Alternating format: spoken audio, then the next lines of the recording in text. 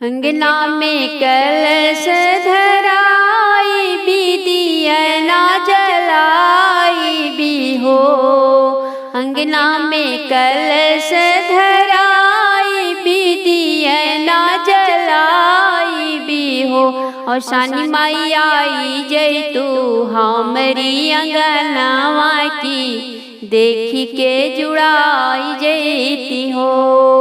दिहलु ताया न धन सोनावा तयवरु ललनवानु हो।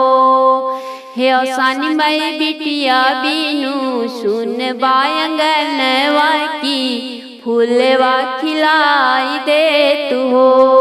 बेटवा के करे बोबिया हवा भजन बजवाई भी हो। और शानी माई पुतले के आई है पतोहिया मयरिया के बिसारी दी है हो। धियवा के करे बोबिया हवा त अंगना दमाद है हो। हे शानी माई नीहुरी पैया लगी है तो हमें जुड़वाई दी है हो।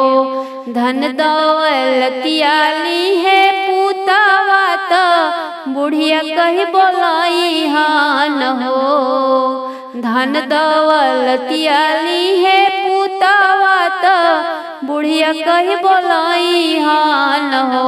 शानी माई बिटिया के मरबो चटका नावा मयरिया कही बोलाई हन हो। और शानी माई दे दाना गोदी में बिटुइया की हमें जुड़वाई दाना हो।